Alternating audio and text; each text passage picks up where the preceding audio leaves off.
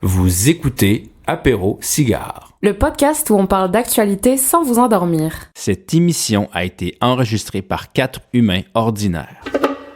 Vous écoutez Apéro Cigare, l'émission où on parle d'actualité sans vous endormir. Je suis Jeffrey, co-animateur de toujours, et je suis en compagnie de ma co-animatrice la plus sympathique et de loin, Hélène Bernardo. Hélène?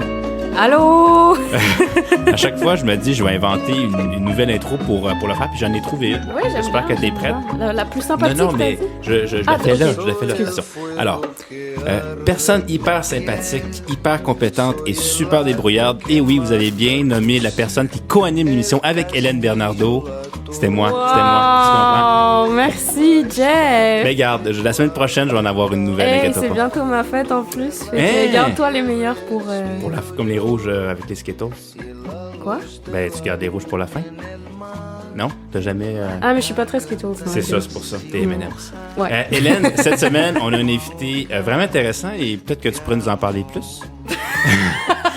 Tu m'as jeté dans la gueule. Je t'ai vraiment mis ça comme ça. On est avec Drowster, Olivier, de ton prénom. Exact. Merci d'être avec nous. Merci. Tu es photographe, entre autres, fait que tu vas nous parler de toutes les activités puis toutes les choses qui t'animent, de tes valeurs, de ton savoir-faire, de ton expérience. Puis on va essayer de plugger un petit peu d'actualité là-dedans. Mais merci d'avoir accepté l'invitation. Merci à vous. Puis en plus, cette émission, on l'a fait en buvant de l'Eco Foxtrot, qui est un gin d'Abitibi-Témiscamingue. On n'était pas allé explorer cette région du Québec, fait que je suis bien contente qu'il y ait ça à la table aujourd'hui. Dans mon hood. Oui, Ouais. pas loin, ouais. Tu viens de Val-d'Or? Du nord du Québec, Chibougamau. OK. Un peu plus au nord, mais 4 heures de route. Ça, c'est loin, Chibougamau. C'est pas à côté. J'ai déjà Google Maps pour savoir comment aller à Chibougamau. Tu sais, comme tu vois, toutes les places loin du Québec. Puis il faut encore que tu conduises longtemps. Ouais, puis des fois, tu te dis, la Côte-Nord, j'ai la fleuve, Ouais. la Gaspésie, la Mais ça, BTB. non. Mais là, t'es juste comme, c'est droit, c'est dans le bois. Bien y aller. Moi aussi. Je me demande ce qui se cache là-bas et je me doute qu'il y a rien. Mais je suis comme, j'ai envie de voir ce rien-là. Non, en fait, il n'y a pas rien. C'est fascinant, en fait. Ben, il y a rien parce que c'est vraiment très vaste, mais il y a quand même une fraternité, il y a des gens qui se tiennent, il y a une belle communauté. Non, il y a beaucoup de choses dans le rien, en fait. Vous viendrez, Parfait. je vous invite, quand vous voulez. Invitation acceptée. En tout cas, Eco Foxtrot de Alpha Tango, c'est un gin étonnamment assez herbacé, mais on y retrouve quand même de la framboise noire du Québec. Très agréable en gin tonic. Attends, ça existe, de la framboise noire? Oui, Ben, elle est noire de nature? oui, Je pensais qu'il y avait juste des rouges. Peut-être Mais une non, meule. il y a- Est-ce que c'est comme une autre manière je d'appeler... pense. Ah, OK, ouais. Ouais, genre une myrtille. Ou... C'est un mot Ouais. fancy, là. C'est comme Mais la framboise bleue avec la slush, Ça, c'est ça? c'est une petite baie, là. OK, c'est un Ouais. petit fruit. En tout cas, ça se boit. Faut croire. Olivier ou Drowster, je sais pas si t'as une Olivier pour préférence. les intimes. Alors, Ok. Olivier ce soir. Olivier ce soir. Ben, merci, quel privilège. Est-ce que tu pourrais nous nommer un événement positif qui t'a marqué cette semaine, cette année, cette décennie? Moi, je trouve quelque chose qu'on parle passé et qui est super formidable, c'est à quel point qu'on est en train d'éradiquer l'extrême pauvreté sur la planète. Je trouve qu'on s'attarde souvent, tu sais, on a souvent des images de famine, un peu moins maintenant, mais tu sais, du moins, tu sais, c'était quoi la publicité à la télévision? Espace Vision? Non, Vision Mondiale. Tu sais, c'était comme des publicités à la télévision. Anyways, pour faire des dons pour la famine dans les pays dans le monde, mais je trouve on parle pas assez à quel point on est en train d'éradiquer. Tu sais, la Chine est quasiment totalement sortie de l'extrême pauvreté. L'Inde fait un progrès remarquable. Puis le pourcentage de la population qui vit avec 3$, je pense maintenant, le seuil de l'ONU, ou moins par jour, est en chute libre. Puis c'est tellement beau à voir. Puis je trouve que c'est des petites victoires comme ça qui nous donneraient espoir en l'humanité et de continuer à avoir foi en nous au lieu de juste voir les effets négatifs tous les jours. Évidemment, il faut parler des choses négatives, mais je trouve que c'est quelque chose qu'il faut plus célébrer, les accomplissements majeurs qu'on fait d'éradiquer l'extrême pauvreté sur la planète. Est-ce que ça, c'est quelque chose que tu as pu voir et expérimenter en personne? Ouais, ben j'ai lu un livre qui a beaucoup changé ma vie qui s'appelle Factfulness par Hans Rosling. Il avait été nommé une des 100 personnes les plus influentes du Time Magazine. C'est un docteur suédois spécialiste dans la mondialisation de la santé, dans les tendances mondiales de la santé. Et sur son lit de mort, il est mort d'un cancer, mais sur son lit de mort, il écrit Factfulness qui... Le livre est hallucinant parce qu'il commence le livre en nous posant des questions. Je pense que c'est 15 questions, et il te prouve que tes réponses sont pires qu'un chimpanzé qui pourrait faire le test. Alors, si tu prends un chimpanzé puis tu lui fais répondre à ces questions-là, le chimpanzé va répondre aléatoirement parce que clairement, il n'y a pas l'intelligence pour répondre à ces questions. Mais il a fait ces tests-là à tellement de conférences, autant des académiques que des personnes qui n'ont pas étudié à l'université. Et les chimpanzés ont tout le temps un meilleur pourcentage de réponses parce qu'on est tellement biaisé dans la manière de voir le monde, dont, entre autres, l'extrême pauvreté, qu'on pense que le monde est plus pauvre que ce qu'il est réellement. Et il dit pourquoi qu'on a une vision biaisée de la planète, comment qu'on peut faire pour... en fait, c'est quoi la vraie vision de la planète aujourd'hui en termes de comme ratio de population, de air protégé pour les océans, etc. Et des outils super formidables pour mieux affronter le futur, autant quand on voit un sujet d'actualité, vraiment avoir une perspective micro et macro de la chose. Puis je trouve que c'est vraiment un magnifique ouvrage qui a changé mes yeux, surtout mes yeux sur le terrain, avoir, OK, avant on dirait que si tu viens d'un pays plus aisé, tu vas voir quelqu'un dans la rue, puis tu es comme, OK, cette personne est pauvre, on catégorisait pauvre tout de suite. En fait, il a fait une analogie dans le livre qui est vraiment intéressante. Quand tu vas sur le dessus d'un gratte-ciel, t'es en haut, tu regardes vers le sol, tu vois pas la différence entre l'étage 15 et l'étage 30. Parce que ta vue d'en haut aplatit tout. Puis on a un peu la même chose avec la pauvreté. On se rend pas compte des petites différences entre avoir un vélo et pas avoir un vélo, entre avoir accès à de l'eau potable, pas avoir accès à l'eau potable, avoir une brosse à dents, pas avoir une brosse à dents. Alors, il donne vraiment une meilleure classification des niveaux économiques des citoyens dans les pays du monde. Alors, ça permet de mieux voir sur le terrain puis mieux comprendre la réalité des gens. Puis ça m'a amené justement à faire une série que je suis en train de travailler dessus depuis, je pense, 2018. Et sur la sortie d'une communauté d'extrême pauvreté.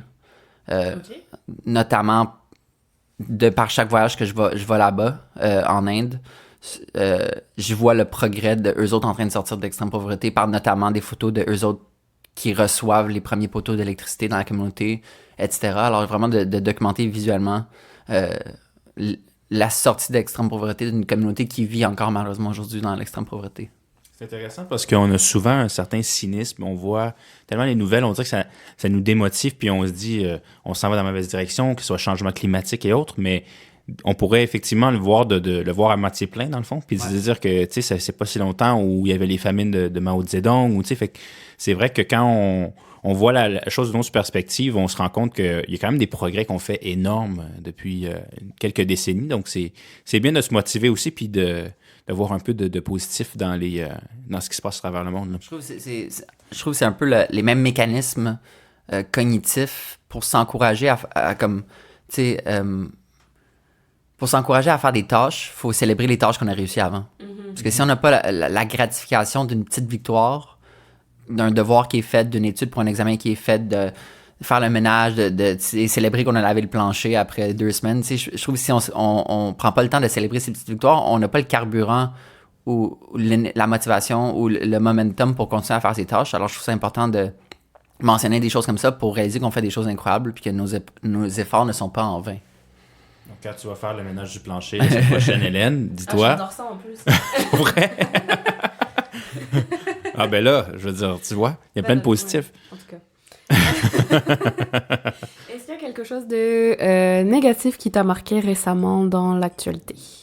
Personnellement, je trouve que c'est comme tous les jours, il y a des articles qui nous rappellent à quel point on est sur le mauvais chemin climatique et à quel point chacun de ces articles-là est nécessaire. Et c'est fou qu'il y en a tellement puis qu'il y a des médias qui ont redirigé leur ligne éditoriale comme The Guardian, comme le 24 heures, comme Le Devoir aussi, je crois, que malgré les nombreux articles qui sortent, chaque jour, on a encore de la misère à passer le message, puis on a encore de la misère à faire des grandes actions. Alors, je dirais c'est juste l'amalgame de tous les articles qui nous rappellent sans cesse les changements majeurs qui se passent présentement. En même temps, c'est dur de faire virer un paquebot aussi rapidement, tu sais, je veux dire, c'est comment changer nos habitudes qu'on a pris des décennies, des siècles, même à accumuler, puis même tout le 20e siècle sur l'idée un peu de l'individualisme, du moi, de la voiture, de la maison, de tout ça. Puis là, tout d'un coup, on disait, finalement, ce modèle-là n'est pas viable, puis là, il faut complètement virer à 180 degrés, mais les gens, tu sais, comment leur expliquer que finalement, c'est profitable de faire ça quand, on a acquis un confort à travers les années. Ouais. Donc, c'est difficile des fois de... C'est drôle, c'est comme si on en avait parlé dans un épisode il il y a un mois. Pour vrai? C'était quoi C'était pas l'épisode sur la COP15? Exactement. C'est vrai, hein? Je voulais juste le plugger, mais j'ai pas été aussi subtile que toi. Juste pour mettre faut que tu mettes le nom de l'épisode, le lien hypertexte. Ben, merci, Olivier. Si tu es prêt, tu pourrais nous parler de toi. C'est c'est une grosse consigne. Ouais.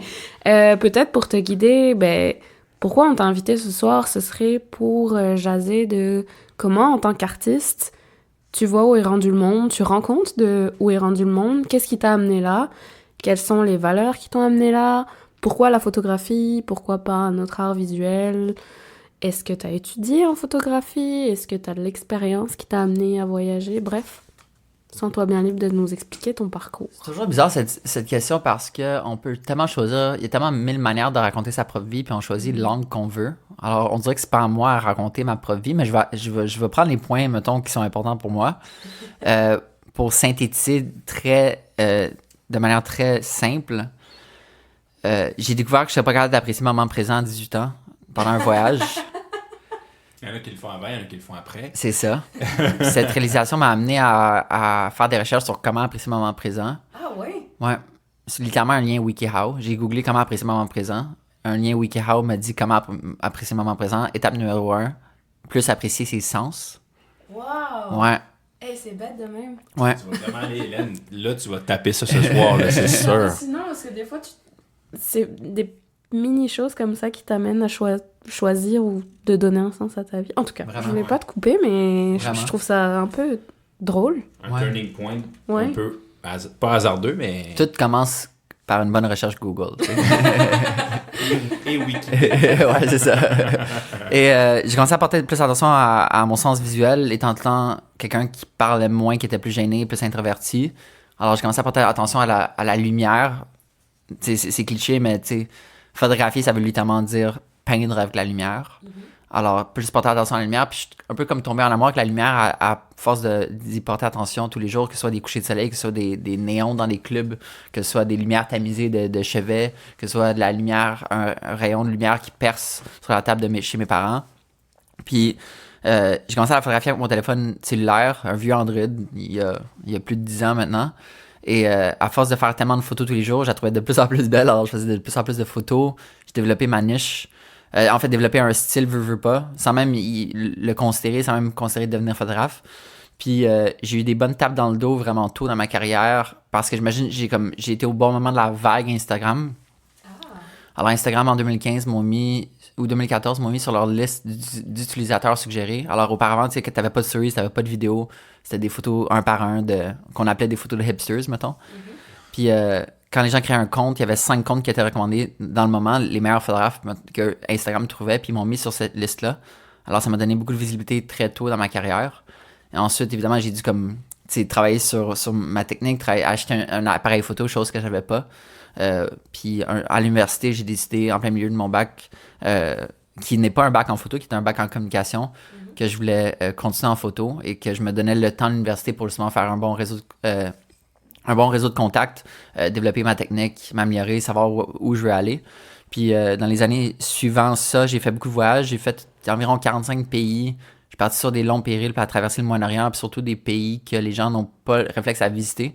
Donc des pays sans vraiment d'industrie touristique, alors vraiment comme des sociétés très, très, très crues, c'est-à-dire comme pas adaptées pour le touriste qui parle pas anglais, qui parle pas français, que ce soit l'Iran, l'Irak, Palestine, Oman, Géorgie, Arménie, etc. Et j'ai fait tellement un gros corpus d'images parce que je me forçais évidemment à aller sur la route pendant longtemps. J'ai tellement appris sur les dynamiques géopolitiques, culturelles, sociologiques, psychologiques des sociétés dans le monde. Et ça m'a donné comme une facilité à rentrer en contact avec les humains puis à les photographier, chose que j'ai un peu ramené à la maison parce que depuis la pandémie, je suis tombé en amour avec le Québec. Je savais que ça allait arriver un jour, mais j'ai profité de la pandémie pour faire ça. Et depuis ce switch-là, je me considère plus comme mon but, c'est le temps de photographier l'histoire qui est en train de se passer, que ce soit culturel, que ce soit des performances d'artistes en qui je crois qui vont marquer la culture québécoise ou des paysages ou des révolutions dans des pays qui me parlent, des révolutions qui me parlent plus dans des pays qui me parlent également. Alors, un mélange de tout ça. Alors vraiment documenter tout le temps avoir une vision macro et micro de la photographie, puis voir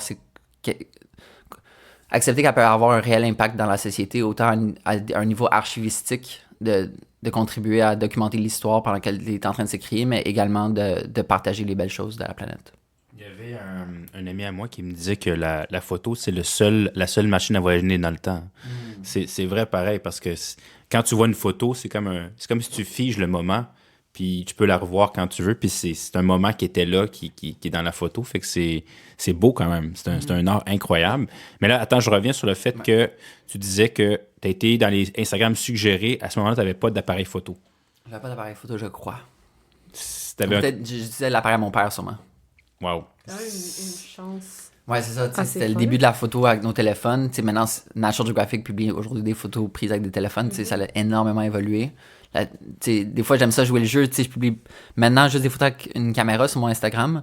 Mais j'aime ça un peu jouer un petit tour des fois, puis juste glisser une photo avec un téléphone, puis les gens s'en rendent pas compte, parce que c'est rendu tellement similaire. Même en tant que photographe, les téléphones ont certaines forces qui blurry the lines entre justement un appareil professionnel et une caméra mobile. Tu pourrais jouer à le jeu des 7 erreurs ou trouver la photo. Les 16 images prises avec le téléphone. Est-ce que tu avais déjà une sensibilité à l'art avant tout ton cheminement? Pas vraiment. J'ai juste découvert, secondaire 5, en art plastique, j'ai découvert la réalisation que l'art, c'est fun quand tu trouves que ce que tu fais beau. J'avais jamais créé quelque chose de beau. Alors, j'avais pas compris que l'art, c'est seulement fun quand tu crées quelque chose que toi, tu aimes voir. Puis j'avais fait un projet qui est comme ridicule, là, avec du sel puis des crêtes d'asphalte. Puis j'aimais ça. Puis je suis comme, oh, wow, ça peut être fun si moi, je trouve ça beau au bout de la ligne. Alors, tu sais, moi, chaque image que je fais, que je publie, que je choisis de montrer, c'est une image que moi, j'adore. Sinon, je la montrerais pas, évidemment. Des fois, je me souviens, au début de ma carrière, c'était tellement comme, tu sais, de la passion, un gros coup de foudre, que des fois, je regardais la même image pendant 30-60 minutes, puis je suis comme, waouh, cette image me fait voyager. Même si c'est moi qui l'ai pris, même si c'est moi qui ai vécu le moment, de la revoir X nombre de mois plus tard, ça vient vraiment me chercher, donc, ouais. On va faire le parallèle avec l'actualité, mais tantôt, tu parlais de ton amour avec le Québec. On parle beaucoup en ce moment, tu sais, de l'immigration, on parle du nationalisme du gouvernement, on parle de... Toi, comment tu vois le Québec qui évolue dans les 3, 4, 5 dernières années? Tu sais, qu'est-ce qui t'a marqué en sillonnant, en fait, un peu les grandes régions du Québec? Parce que ma rencontre avec le Québec s'est faite pendant la pandémie. Alors, c'est une rencontre qui a un peu été handicapée par les restrictions sanitaires, veux pas. Tu sais, faire des photoshoots avec des gens avec des masques, c'est vraiment pas la même chose. Tu sais, le sourire peut tellement communiquer quelque chose de puissant, mais enlève ça, puis c'est vraiment difficile de voir les émotions sur des visages. Alors, j'ai pas vraiment une opinion fondée par rapport à la question, juste parce que je suis encore en train de le découvrir. Moi, je trouve ça beau des personnes que j'idolâtrais quand j'étais petit, comme Loco Locas, que dans leur discours, ils mentionnent beaucoup les immigrants puis la contribution. Puis j'aime ça voir des porte-paroles du Québec non officiels qui ont créé des œuvres culturelles québécoises importantes, qui ont connecté avec beaucoup de gens qui... On pourrait naïvement penser que leur nationalisme est blanc et d'une certaine manière, mais au contraire, qu'ils ont évolué leur pensée et qui proclament haut et fort que notre force est dans notre différence. Et clairement, c'est ça qui définit la société canadienne, c'est ça qui définit la société québécoise. Si on est Justin Trudeau l'avait dit, on est des sociétés post-nationalistes. C'est-à-dire qu'on est un pays tellement frais que comme tu sais, la gastronomie canadienne n'est pas forte, tu sais. On a des poutines. C'est ça, mais tu sais, comme comparé à tellement d'autres pays, alors le fait qu'on n'a pas un background fait en sorte qu'on doit s'unir par quelque chose d'autre qui est, selon moi, les valeurs, l'ouverture, l'égalité, puis c'est ça qui est un peu qui crée un nouveau modèle pour des nouveaux pays. Il n'y a pas même de territoire à conquérir, là, il en reste plus, mais... La France l'a déjà fait, donc... Ouh! Ouch, hein? Moi, j'ai une question par rapport au Québec. Quand tu traites du Québec en photo, est-ce que tu le traites de la même manière que tu traiterais un pays... J'aime pas ce mot, mais je vais l'utiliser pareil. Exotique? Mais je pense... j'ai évolué photographiquement, puis mon approche a évolué photographiquement. Tu sais, que ce soit un humain dans un humain qui parle pas ma langue, à aujourd'hui des humains qui parlent ma langue. Le facteur qui a changé, c'est pas la langue qui a changé, c'est comme mon approche à la personne. C'est plus mieux écouter de manière active. pense qu'il y a plus de similitudes. Je pense... Une question qu'on m'a beaucoup, beaucoup posée dans le passé, c'est comment tu fais pour communiquer dans des pays qui parlent pas la langue, puis si seulement les gens comprenaient à quel point la communication est tellement plus que les mots. C'est beaucoup dans le non-verbal. Alors, je trouve que c'est vraiment mon approche photo qui a évolué, qui a commencé par des humains qui parlaient pas ma langue, puis là, des humains qui parlent ma langue.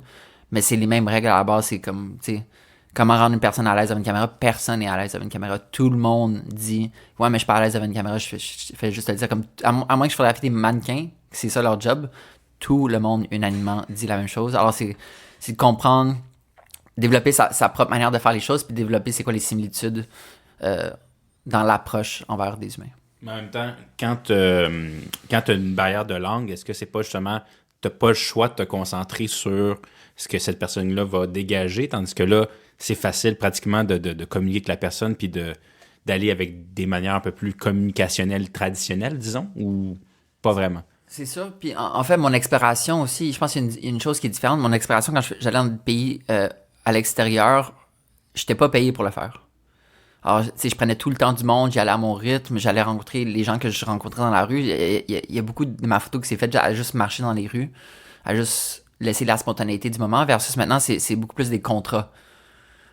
C'est des contrats qui m'envoient aller documenter telle ou telle autre personne. Alors, c'est sûr qu'il y a une dynamique de temps, il y a une dynamique de comme, OK, on a 3 heures pour shoot, alors on va faire ça, tandis que le flow très libre du voyage amène une autre dynamique. Mais en même temps, je pense que c'est important. Des artistes que je respecte beaucoup, c'est des artistes qui vont continuer à faire justement des projets personnels, malgré plein de contrats commerciaux. Parce que tu vois que leur passion est encore en vie puis tout. Alors, tu sais, cette semaine, cette semaine, j'ai approché une fille qui fait des dessins de pierre, comme de roche. Hyper réaliste. Son nom, c'est Catherine Blanchet, elle vient de Québec. Puis, je trouve ça tellement hallucinant que ce qu'elle fait, je lui ai juste écrit, je t'offre des photos parce que ce que tu fais est juste époustouflant. Alors ça, faire des projets comme ça, puis approcher des gens de mon propre gré, pas pour faire de l'argent, tu sais, je veux pas faire de l'argent avec ces photos, je veux juste aller la rencontrer, entendre son histoire, ça me rappelle un peu ma base de juste laisser la spontanéité d'un voyage. Alors, j'essaie de préserver encore cette spontanéité-là, malgré beaucoup de contrats commerciaux qui nécessitent qui ont d'autres dynamiques de temps et de contraintes. C'est beau. T'as fait visiter quand même, t'as dit tantôt 45 pays, notamment la Corée du Nord, le Liban, l'Irak, l'Iran, des pays quand même avec des dynamiques excessivement hors du commun, on pourrait le dire. Y a-tu un endroit qui t'a vraiment comme marqué, là, comme tu t'en souviens comme si c'était hier? Et c'est sûr que le cliché de l'Inde est marquante, je pense, pour tout le monde. Alors, je vais éviter cette réponse-là parce que c'est juste une... Il y a juste 1,4 milliard de personnes partout. Là, j'ai entendu, soit tu tombes en amour avec, soit c'est un traumatisme à vie. Exact. Mais dans tous les cas, ça te laisse pas indemne. Ouais. C'est littéralement ça. Alors, je vais pas aller dans la réponse cliché, mais mettons dans les pays plus différents. C'est sûr que la Corée du Nord, tu sais, je me souviens très bien de chaque journée quand j'étais là. J'ai passé une semaine là. C'est gris, il n'y a pas de sourire, tout le monde a la même coupe de cheveux, tout le monde est habillé pareil, c'est très triste. On dirait que c'est un grand laboratoire de cobayes humains. Ça pourrait être une énorme étude psychologique d'un dictateur, comment il fait pour mener 20-25 millions de personnes, puis comment il fait pour les rendre malheureuses. Mais c'est comme tu vas là-bas, puis tu vois pas de sourire pendant une semaine. Ouais, c'est comme Paris, dans le fond. Sans les macarons. Il n'y a vraiment pas de macarons.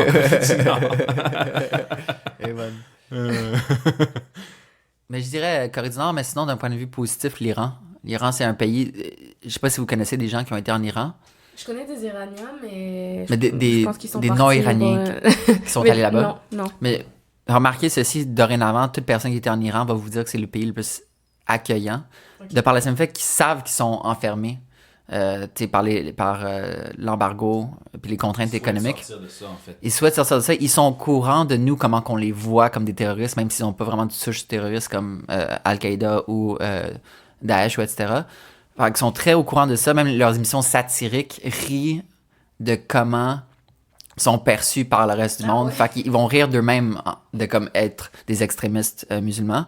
Alors c'est super intéressant à voir comme leurs émissions de télé et tout, mais ils sont tellement accueillants parce qu'ils veulent justement te prouver à toi, le voyageur qui ose venir déjà là-bas, qui savent que c'est déjà un gros leap of faith envers eux.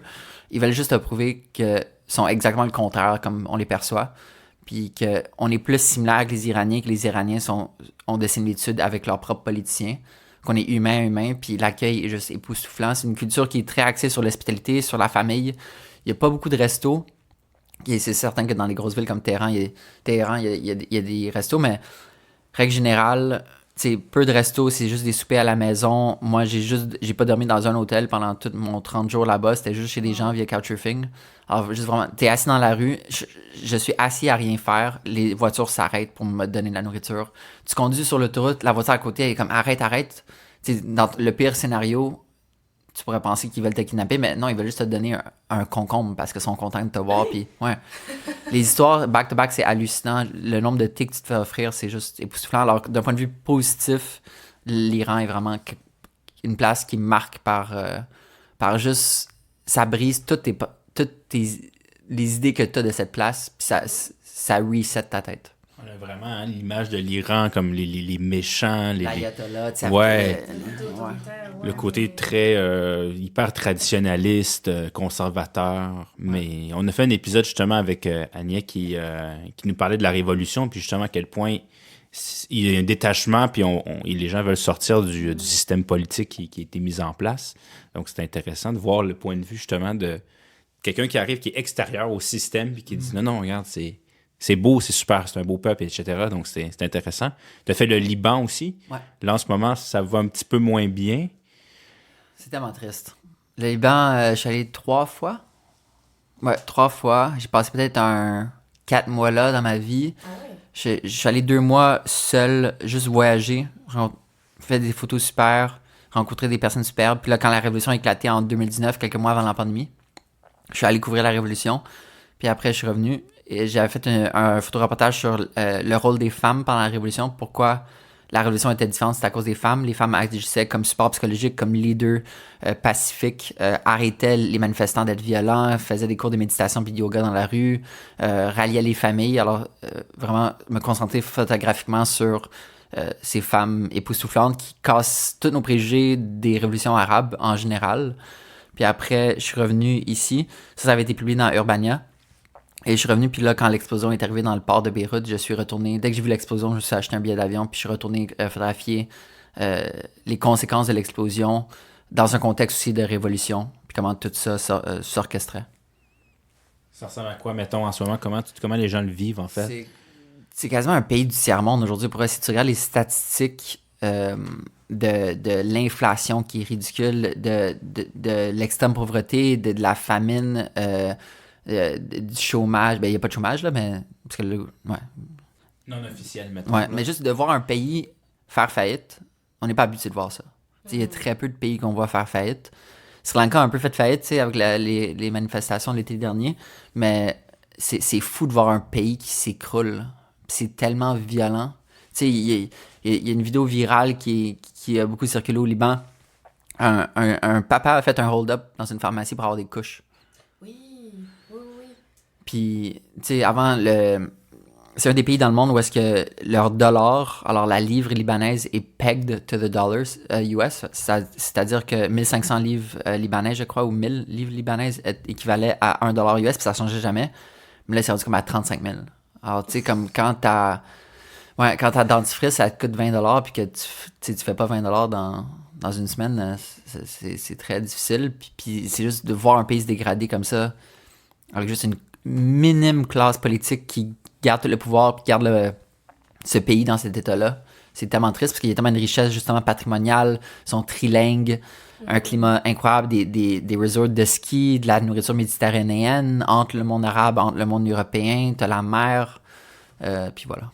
C'est spécial, effectivement, parce que tu as toujours l'impression d'un pays pauvre qui, tranquillement, remonte un peu la pente de devenir moins pauvre, finalement, puis se développe. Mais là, tu as vraiment un pays qui était comme un safe haven, là, un endroit sûr pour pratiquement un modèle de développement de tout le Moyen-Orient qui, demain matin, s'effondre. Imaginons, au Québec, c'est comme si tu vas à l'épicerie, puis ta banane, au lieu de coûter 65 cents, elle te coûte comme $20, là, tu sais. Elle tient 1,35. Come on! Moi, j'ai une question sur ta pratique. Comment tu choisis tes sujets? Parce que là, on dirait que ça t'est venu naturellement après l'explosion du port de Beyrouth. Tu te dis, OK, c'est bon, j'y vais. Tu remets pas ça en question, puis tu choisis de parler de l'évolution là, dans la société. Comment ça... Est-ce que c'est spontané? Est-ce que tu te calques sur ce qui se passe dans le monde? Ou est-ce que c'est selon toi? Est-ce que tu as envie d'essayer? Ce qui te manque? Je pense que c'est un mélange de 50% de feeling. Okay. C'est quand j'ai vu les premières vidéos, j'ai des amis libanaises à Montréal qui partageaient des vidéos de la Révolution. Puis je sentais que c'était une révolution différente, puis que je voulais montrer... Ma mission un peu dans la vie, c'est vaincre l'islamophobie en montrant le positif de l'islam et des musulmans, qu'on attribue beaucoup de négatifs par des billets qu'on a, par les produits culturels qu'on consomme, etc., par les nouvelles, etc. Alors, dans cette optique, dans cette mission un peu plus large, j'ai vu cette opportunité d'aller là-bas parce que je voyais une révolution avec des cours de yoga, comme avec une manifestation, comme ça casse tout, tu sais, nos perspectives ancrées de cette région-là. Alors, je pense que c'est un mélange de suivre mes tripes, mais après, voir, OK, est-ce que je connais du monde là-bas? Est-ce que j'ai déjà été? C'est qui les méchants? C'est qu'elle va dire, mais c'est qui les méchants? C'est qui les gentils? Règle générale, quand quelqu'un sait qu'ils font du mal, ils veulent pas être photographiés. Oh, okay. Mais, puis règle générale, quand quelqu'un sait qu'ils font du bien, du moins du bien selon nos valeurs démocratiques occidentales, de libre-échange, puis de liberté de la presse, ils vont être amicales, tu sais, comme l'Ukraine, le nombre d'entrevues qu'on voit avec le président, avec des députés, tu sais, tout le monde en parle il y a quelques semaines, je pense la semaine dernière, avec une députée ukrainienne, tu sais, ils savent que c'est en parlant aux médias occidentaux, justement parce qu'ils pensent qu'ils font la bonne affaire, qu'ils ont notre support. Donc, c'est vraiment un calcul des risques 50%, puis l'autre 50% juste un trip. Comme un trip de spontanéité puis de feeling de je dois aller là-bas, c'est mon devoir. Est-ce qu'il y a une photo que... Je m'excuse, je te coupe, mais tu l'auras. Est-ce qu'il y a une photo que tu regrettes? Quelque chose que tu n'aurais pas dû faire? Ou est-ce que ton instinct t'a toujours un peu sauvé puis t'as été chanceux? En fait, c'est fou parce que je sais pas pourquoi, je pensais à ça hier, mais il y a une photo que j'ai prise de bédouins dans le désert de Wadi Rum en Jordanie. Les bédouins se sont urbanisés vraiment vite à Wadi Rum. Wadi Rum, c'est un désert très visuellement beau. C'est un désert où est-ce que Lawrence of Arabia a été filmé, où est-ce que Dune a été filmé, où est-ce que... Sable orange, là. C'est un mélange de sable orange puis sable rouge. C'est sur la frontière avec l'Arabie Saoudite. La fameuse cité de Petra, là. De Petra, justement, exactement. Ouais. Alors, c'est vraiment cette texture-là qui est magnifique. C'est comme un désert pur, tu sais, avec beaucoup d'yeux rivés sur eux. Il y a aussi The Martian qui a été filmé là. Il y a, je pense, Transformers, Indiana Jones, des grosses productions. Et donc, les Bédouins se sont urbanisés vraiment vite. Et dans cette urbanisation rapide de peuples nomades, ça vient avec certains défis. Tu sais, ils sont pas habitués de vivre dans une maison avec des murs. Tu sais. Alors, j'ai pris une photo dans une maison, ben du moins, je pense qu'un occidental avec peu d'expérience à voyager appellerait pas ça une maison. C'est des blocs de ciment avec juste du gravier sur le sol, puis un toit, puis la titre. T'as pas de chambre, t'as pas de robinet, c'est juste t'es sur le sol. Puis, j'ai pris une photo d'un enfant qui escaladait le mur puis qui sortait. Puis, je sais pas pourquoi j'ai pensé hier en plus, mais je pense pas mal sûr qu'il voulait que je supprime la photo. Puis je l'ai pas faite. Puis aujourd'hui, je ne referais plus jamais ça dans le sens où j'écouterais ce qu'il y a à me dire. Mm-hmm. Mais sinon, règle générale, je dirais au début d'une carrière photographique, c'est difficile de photographier des humains. Alors, il y a plus de photos que je regrette de ne pas avoir pris que d'avoir pris. Mais il y a peu de photos que je regrette d'avoir pris pour vrai. Je suis quand même très gêné dans mon approche et le respect est ma valeur numéro 1. Alors, si je sens qu'une photo, une situation ne respecte pas la personne et ne lui donne pas toute sa dignité, je ne vais pas prendre l'image. C'est pas l'idée de la surprendre dans la rue, puis tu sais, non, c'est ça, c'est un processus en fait. Il y a un style photo qui est ça, c'est très candide, très surprendre, demander après à la personne si c'est correct, mais moi c'est vraiment dans une approche plus lente, plus documentaire, plus de prendre son temps, d'établir une confiance, puis d'où pourquoi je pense que mon style est mon style aujourd'hui, c'est à cause de ma lenteur, puis de mon respect, tout ça carburé par ma gêne. Ben là, je suis plus gêné aujourd'hui, mais tu sais, ouais, exact, c'est ça. Ouais. J'aime ça. Tu parlais justement du fait que des Bédouins se sont en fait sédentarisés. Ouais. Ça fait un peu, peut-être, je sais pas si c'est un parallèle qui est faisable, mais avec un peu les Autochtones aussi au Québec. Là. Je veux dire, il y a quand même certaines communautés qui sont sédentarisées très, très récemment. Est-ce que tu vois un peu des parallèles des fois avec, ou même d'autres communautés autochtones, que ce soit en Nouvelle-Zélande ou même Hélène, toi, tu l'as vécu en Nouvelle-Zélande. Est-ce que tu vois un peu ces parallèles-là de communautés qui, en fait, leur mode de vie, c'est tellement changé hyper rapidement, puis qu'on voit un peu les adaptations? Vas-y, tu veux répondre pour la nouvelle? Moi, je vais répondre de ce que je connais, là, mais il y a un fait que tu peux pas nier, c'est la volonté d'entrer dans le capitalisme, fait que tu vas adopter des codes et tu vas commodify your culture, là, genre, il faut trouver profit à ce que tu fais, ce que t'es. Moi, c'est ce que j'ai vu en Nouvelle-Zélande, c'est pas que ça, mais... C'est l'idée d'un mode qui était beaucoup plus, pas ancestral, mais un peu plus échangel, dans l'échange, dans le je vis depuis tellement d'années comme ça, puis là, tout d'un coup, c'est un mode où tout est une valeur, en fait, finalement, presque. Ouais, hein? C'est pas que ça, il y a quand même quelque chose de... Pareil, j'aime pas ce mot, mais je vais l'utiliser quand même, authentique. Puis, il y a des valeurs qui restent de génération en génération, mais tu sais, on peut pas nier que quand t'as des villages à la Disneyland où tu vas faire le haka et te tatouer la face, oui, parce que ça fait partie de ce qu'on fait dans ta famille, mais aussi parce que tu sais que, ben, tu vas devenir comédien puis ça va être payant, genre, tu sais, ça, tu le vois. En tout cas, je parle pour la Nouvelle-Zélande que je connais, mais je sais que c'est pas vrai dans plein d'autres endroits. En Australie, il y a aucune intégration des communautés autochtones. Au Canada, je trouve ça très touchy parce que c'est des populations extrêmement américanisées, mais un peu de force, puis, tu sais, ça... En tout cas, je trouve ça très... Tu sais, ça pourrait faire l'objet d'une émission en soi, là, mais... Ouais, moi, quand je suis arrivée ici, je m'attendais à ce que ce soit comme en Nouvelle-Zélande, qu'il y ait une forme de respect pour les traditions, puis j'arrive ici, puis... Ben, j'arrivais aussi avec le cliché de Pocahontas, là, on va pas se mentir. Fait que je cherchais, là, les madames avec les cheveux noirs super longs, puis il y a pas de madame avec des cheveux noirs super longs, tu sais, c'est pas ça, une autochtone, là, c'est comme toi et moi, puis malheureusement, il y a quelque chose qui s'est perdu. Je dirais, présentement, je suis dans ma transition d'avoir les yeux sur le Québec. Là, cette année, je suis ambassadeur Bonjour Québec pour l'année 2023. C'est-à-dire que je suis payé à explorer le Québec et à partager mon exploration du Québec. Ça a l'air terrible, ça. Ben, t'es à Chibougamau, c'est ça que je te dis. Ouais, j'espère. Si vous écoutez Bonjour Québec, j'aimerais ça aller à Chibougamau. Puis je pense que c'est une super belle... Il y a deux causes pour lesquelles je veux faire plus d'histoire. C'est les Autochtones et le climat, la crise climatique. Puis je trouve... ça fait des années que... Clairement, j'aurais pu dédier plus de temps puis plus d'efforts à trouver des sujets qui me parlent. Parce que je veux trouver le bon angle. Je veux pas... Je trouve qu'il y a... En fait, il y a du journalisme qui va montrer les points négatifs sur les situations, autant photographiquement qu'à l'écriture, mais aussi du journalisme de solution. Puis je suis plus dans l'ordre du verre qui est à moitié plein et non moitié vide. Alors j'essaie de trouver un sujet qui va résonner avec moi, qui va montrer la beauté des peuples autochtones pour justement amener les changements puis ouvrir les yeux des gens.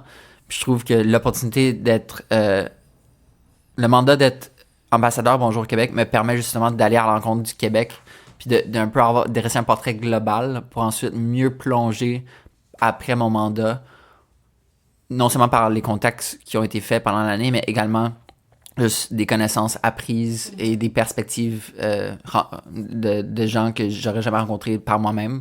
Alors, je suis comme dans cette transition-là, mais je me suis pas encore plongé, mais c'est définitivement vers où je veux m'aligner dans le futur. Tu sais, je t'entends parler là, puis je me dis ça doit être dur de pas tomber dans le voyeurisme aussi. De comme...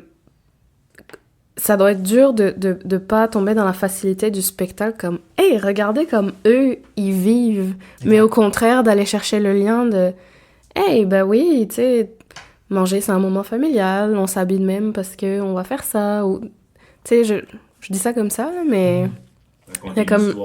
C'est ça, la ligne est super fine entre juste...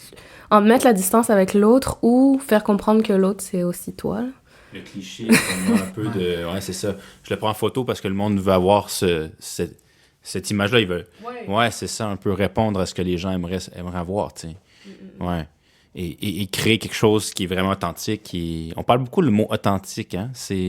On parlait dans la gentrification aussi d'authenticité. C'est là que ma maîtrise en patrimoine, elle sert, là. 2 ans pour un mois. T'aurais dû être sur Wikipédia, Hélène, ça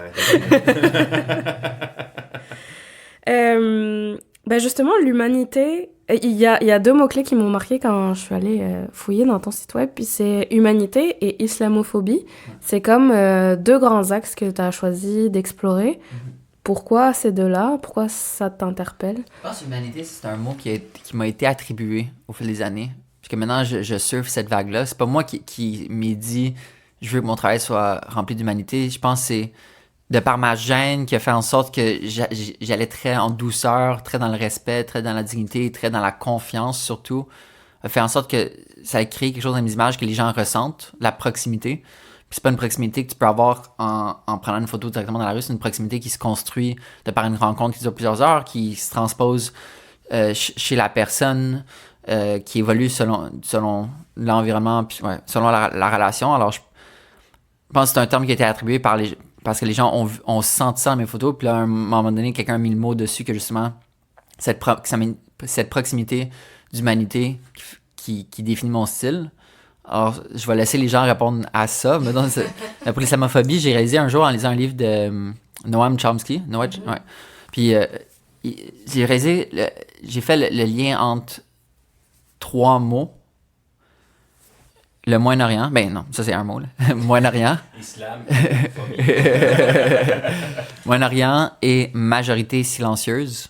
OK. Je trouve ça hallucinant de combiner les mots majorité silencieuse parce que la majorité, dans notre concept de démocratie, c'est la majorité qui vote. Mais quand la majorité est silencieuse, dans le cas des musulmans qui n'ont pas qui n'ont pas une voix en fait pour s'exprimer, qu'on ne perçoit que les musulmans par les produits culturels, par les films qui montrent beaucoup des terroristes, ou par les explosions aux nouvelles, ou par Taliban qui reprend possession de Kaboul, de l'Afghanistan, sont où tous les autres?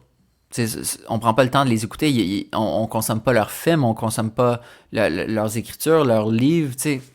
On vit un peu dans une bulle médiatique qui c'est un peu amplifiée avec les réseaux sociaux. Alors, quand j'ai réalisé ces termes-là, majorité silencieuse musulmane du Moyen-Orient, je me suis dit, faut que j'aille là-bas, il faut que j'aille faire des belles photos du Moyen-Orient. Alors, j'ai un peu commencé étant donné que je suis un enfant d'Instagram, commencer par des photos très Instagram. Tu sais, les gens allaient beaucoup à Bali, les gens allaient en Thaïlande, les gens allaient dans les Rocheuses, les gens allaient à Los Angeles faire des photos, tu sais, très pittoresques. Moi, je me suis dit, je vais essayer d'aller faire ces mêmes photos alléchantes, mais dans les pays qu'on n'associerait pas à des endroits comme ça. Alors, j'ai fait un projet qui s'appelle You Don't Know Me étant Middle East. Alors, You Don't Know the Middle East. Puis c'est des photos comme très Instagram, tu sais, très bonbons, de juste des beaux sites au Moyen-Orient. Tu sais, oui, on a les classiques, on a Petra, mais à part ça, tu sais, la place de l'Étoile au Liban, la mosquée du Sultan d'Oman, ou tu sais, plein de places qu'on n'a pas de référence visuelle. Puis je me suis dit, ça va être un peu ça, ma porte d'entrée pour le Moyen-Orient, du moins pour montrer aux gens que le Moyen-Orient, c'est fantastique, puis qu'on a beaucoup à gagner, puis à s'inspirer de ces régions qui, auparavant, dominaient économiquement la planète, tu sais, la Mésopotamie, puis tout ça, le croissant fertile. T'sais, on oublie que c'est toutes les civilisations sur lesquelles on s'est basé pour construire les civilisations d'aujourd'hui. On va commencer par des beaux paysages, puis là, ensuite de rencontrer les humains et d'y aller tranquillement, mais sûrement, d'une histoire à l'autre, en essayant de redonner la dignité des musulmans pour le but ultime d'éradiquer l'islamophobie de notre côté de l'océan. C'est vraiment, c'est un petit défi quand même. mais c'est vrai parce qu'il y a quand même, fun fact, je crois qu'il y a 2,3, 2,4 milliards de musulmans, je ne me rappelle plus les chiffres, là. Mais tu sais, on les voit, on les voit pas ces gens-là, mais il y en a quand même, tu sais, quasiment un quart de la planète, là. Fait que, tu sais, il y a des choses qu'ils font, il y a des choses qui nous marquent aussi, mais on le voit pas nécessairement, tu sais. On a énormément d'héritages qui viennent du monde arabe aussi, là. Donc, c'est intéressant de voir ça. Puis, je sais pas est-ce que tu peux te plonger un peu politiquement au niveau de la loi 21? Est-ce que quand elle est passée, là, je tombe dans le politique, mais comment tu l'as perçu? Comment tu vois un peu la relation au Québec, en fait, entre, je dirais, les Québécois en majorité puis les musulmans québécois? Est-ce que tu vois d'autres choses peut-être que juste ce qu'on voit à la télé, peut-être? Je l'ai pas suivi de proche, tu sais, vraiment toutes les facettes du débat. Quelque chose que j'essaie de partager de par mes voyages, qui peut peut-être un peu répondre à ces questions-là, c'est écoutons-les. On prend même pas la peine de les écouter. Comme les gens qui aiment pas les musulmans, va prendre un café avec un musulman. Tu sais, la haine prend racine dans l'ignorance puis dans la distance. Puis une fois que tu rapproches physiquement quelqu'un, c'est dur d'haïr quelqu'un quand tu vois des similitudes, tu vois que comment lui aussi, papa, lui aussi, il a ce struggle-là de fatigue ou de whatever. Alors, je trouve juste l'importance de dialoguer, de se rapprocher de ces gens qu'on estime qui sont loin. Tu Je refais encore à Tout le monde en parle, mais je pense qu'il y a 2 semaines, à Tout le monde en parle, il y a eu le leader de la mosquée de Québec qui est venu, puis il parlait tellement bien, puis c'était tellement agréable, puis je trouve, tu sais, on n'a pas accès à beaucoup de musulmans qui viennent parler dans la télé québécoise, tu sais, puis juste d'entendre sa perspective, puis je trouve juste, faut juste rapprocher les gens, puis je trouve justement, écoutons leur point de vue, puis essayons je trouve... Ma grande leçon de passer 10 mois au Moyen-Orient, de mon premier voyage au Moyen-Orient, de traverser le Moyen-Orient, c'est dissocier. En fait, quand on parle des Italiens, on dit les Italiens. Quand on parle des Américains, on parle des Américains. Mais quand on parle des musulmans, on dit pas le pays, on dit les musulmans. On associe tout de suite la religion à ces personnes-là, quand tout le restaurant de la planète, on dit la religion pas en premier. C'est pas le Saoudien, c'est pas le Jordanien, c'est pas... tout le temps le musulman. Ouais. Alors, de commencer cette dissociation entre le politique et le culturel, je pense que c'est hyper important. Clairement, les pays qui ont des problèmes aujourd'hui, c'est les pays qui ont gardé la religion dans la politique, l'Arabie Saoudite, l'Afghanistan, l'Iran, tu sais, des pays qui se fient sur la loi islamique, leur interprétation de la loi islamique, parce que même au sein de ces pays-là, ça diffère. Alors, juste, tu sais, essayer de détacher que c'est comme c'est une facette de cette personne-là, c'est pas la personne entière, puis... c'est ça, je pense que c'est la première chose à réaliser, de dissocier ça. Puis que justement, les pays que c'est un problème, c'est les pays qui mélangent religion et politique, mais que la grande majorité des pays au Moyen-Orient, les femmes ne sont pas obligées de porter les hijabs, c'est pas comme qu'on pense, les femmes peuvent conduire. On parle tout le temps des mêmes 3 pays. Tout le temps, l'Arabie Saoudite, l'Iran, l'Afghanistan, mais on oublie que comme, tu sais, la Jordanie, il y a plein de Prius hybrides, là. Tu sais, comme, pour moi, c'est un choc. Il y a plein de Prius hybrides, ils sont progressistes, il y a des clubs, il y a le Liban, tu sais, ils sont full party, même s'ils sont très musulmans, et d'autres religions en même temps, là, mais, fait que juste, j'ai pas vraiment d'opinion sur la loi parce qu'on dirait que c'est pas à moi à dire ça. Clairement, je pense qu'il faut qu'on les écoute plus, donner plus leur voix, puis on dirait que c'est pas à moi de décider ça pour des gens. Je verrai plus jamais la Prius hybride de la même façon.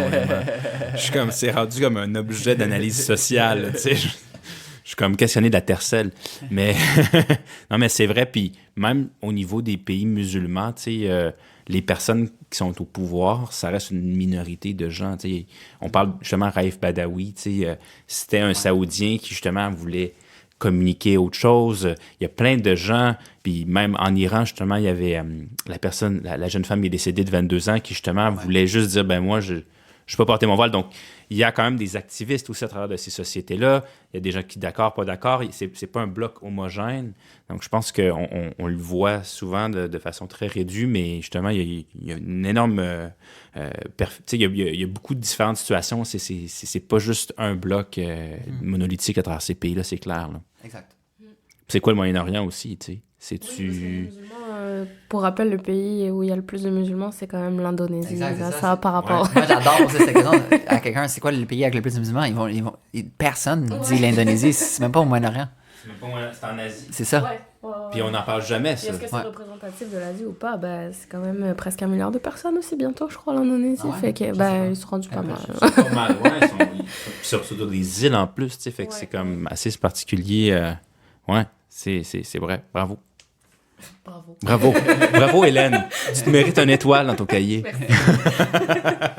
Tu dis que la haine prend racine dans l'ignorance. Comment on combat l'ignorance? Grande question. Là. Je sais que t'es pas philosophe, mais est-ce que justement, ça passe par l'éducation, ça passe par un accès à l'art, à la culture de manière générale? Est-ce que toi, ce que tu fais, tu penses que c'est une piste, par exemple? Je pense qu'il y a plein de pistes. Je pense que de partager des histoires sur des musulmans, peut-être il y a des personnes qui me suivent qui n'ont jamais vu d'histoires sur des musulmans, alors peut-être c'est un début. Je trouve la beauté en général dans la vie, que ce soit visuelle, que ce soit la musique, que ce soit la littérature, a un pouvoir d'être un train pour amener des valeurs puis amener une nouvelle perspective. On dit souvent que... on dit pas souvent ça, là, on dit pas ça à chaque fois, mais que le féminisme a un peu commencé quand les hommes ont pu commencer à lire des histoires écrites par des femmes pour avoir leur perspective. Alors, par exemple concret, l'Afrique, c'est le dernier continent qu'on se sent très distant. On ne mentionne même pas les pays, on dit tout le temps l'Afrique. Mais je trouve la musique qui sort d'Afrique, puis que maintenant, on commence à écouter du Burna Boy, oui, il est mis en britannique, mais sais, je trouve que c'est un véhicule par lequel on peut commencer à réellement s'intéresser à ce continent et à tous les pays, à toute leur culture. Puis je trouve d'être ouvert, puis c'est tellement beau de voir les Oscars changer, puis de donner Parasite comme meilleur film, tu sais. De juste, pas juste américain, mais comme consommer des films danois, consommer des films, tu sais, libanais. Alors juste diversifier nos consommations. Aussi, tout le temps développer l'empathie. Maintenant, j'ai la chance de donner des cours dans les universités. Un à l'université, mais dans les cégeps, puis dans des écoles secondaires. Puis c'est un peu bizarre, mais j'essaie de développer l'empathie des jeunes envers les talibans. Oh boy. Ouais. Quand même. Alors, je commence... La slide avant, c'est comment est-ce que quelqu'un devient un joueur de hockey? Il faut que tu viennes d'un pays un peu froid, classe économique moyenne. Il faut que tes parents aient de l'argent pour acheter de l'équipement de hockey. Il faut que tu aies peut-être des amis qui jouent au hockey. Peut-être tes parents t'ont incité à jouer au hockey. Tu as une patinoire proche. C'est tous les facteurs socio-économiques qui déterminent si tu joues au hockey. La prochaine slide dans ma présentation, c'est comment tu deviens un taliban. Comment tu deviens un terroriste. Tu grandis dans un pays qui a du désespoir. T'as quelqu'un qui a bombardé ton pays pendant des décennies. Il n'y a pas de perspective d'avenir. Il y a peut-être une école radicale qui s'est ouverte dans le quartier. T'as accès à des explosifs. Comme comprendre toutes les petites choses qui contribuent à ce qu'une personne prenne la décision de devenir ça dans la vie, terroriste, et de faire du mal. Puis de développer, pas de la pitié, vraiment pas, mais juste de comprendre d'où elle vient, puis d'aller plus dans les causes de sa manière de penser au lieu de la punir, tu sais. De déconstruire, en fait. C'est exact. Pas juste, il est terroriste, donc c'est le bien, le mal, mais non, c'est comme, qu'est-ce qui est arrivé à ça, puis pourquoi ça reste quand même un humain qui a un passé, qui a grandi dans une époque aussi. Exact. Donc, c'est... Toi, tu vas te retrouver dans une chronique du Journal de Montréal plus vite que tu ne le penses. Je vais me défendre. On t'aura prévenu. On va passer de Barbada. Hein? Ça va devenir Comment devenir terroriste? Le nouveau livre de Droster. Mais, waouh, ok. Grosse mission quand même.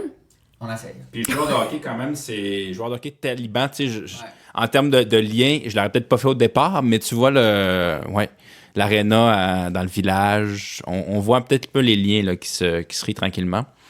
Tu sais, le Canada, si toute notre vie jusqu'à maintenant, le Canada se faisait switch la dynamique de pouvoir puis économique, si la Chine bombardait le Canada depuis 20 ans, no shit qu'on serait fâché contre la Chine. No shit qu'on voudrait aller là-bas puis bombarder des villes, parce que ça fait 20 ans qu'ils sont en train de nous bombarder. Puis que mon oncle est mort, tu sais, c'est tellement logique la manière qu'ils se sentent de par les souffrances qui sont vécues. On dirait que il y a un désespoir. Il y a un désespoir profond, puis pour eux, la meilleure décision, c'est de faire ça. Puis je comprends pourquoi ils pensent ça. C'est la seule solution, même. Parce que peut-être que rendu dans leur village... Non, parce que la haine prend racine dans l'ignorance. C'est beau, Hélène. Bien rattrapé. Quand il va être dans la merde aux gens du Québec, tu vas lui envoyer cette phrase-là. Je pense que c'est une phrase de Daniel Laferrière. J'ai lu dans un de ses livres. Ah, OK. Ouais. C'est un bel auteur, Daniel Laferrière. Bravo. Ouais. Mais non, mais c'est ça, puis c'est intéressant parce que, tu sais, il y a des pays que l'Occident, par hasard, on a découpé de toutes pièces. Là, tu sais, je veux dire, quand tu regardes l'Irak, la frontière avec la Syrie, c'est une ligne droite. Là, tu sais, je veux dire, fait que là, tu as des gouvernements qui sont un peu créés politiquement, puis il y a tellement de facteurs, tu sais, c'est un empilement de facteurs, puis c'est bien de remonter le côté humain. Il y a une série sur Netflix qui s'appelle Fauda. C'est une série israélienne, mais qui parle des deux côtés, Israël-Palestine. C'est intéressant de voir qu'en fait, il y a un côté humain derrière ça. C'est pas, oui, il y a une violence, mais c'est un amalgame de tellement de facteurs. En fait, c'est pas juste... il y a des gens derrière, il y a des familles, il y a plein de choses. Fait que c'est pas... on a peint le terrorisme comme quelque chose qui était comme à l'extérieur de son contexte, finalement. Là. Puis là, je suis rendu dans le Journal de Québec aussi. Justement, est-ce que tu aurais une œuvre artistique ou une activité culturelle, quelque chose à nous recommander de faire, de voir, de lire, d'écouter? C'est une série que j'ai réécoutée cette semaine. Je pense que la 3e fois que je la réécoute, c'est Humans par Yann Arthus Bertrand. Ah oui. C'est vraiment époustouflant. Puis je l'ai écouté avec ma copine qui l'avait jamais écouté, qui a un bac en psychologie. Puis comme pour elle, ça devrait tellement être montré dans des cours de psychologie, ça.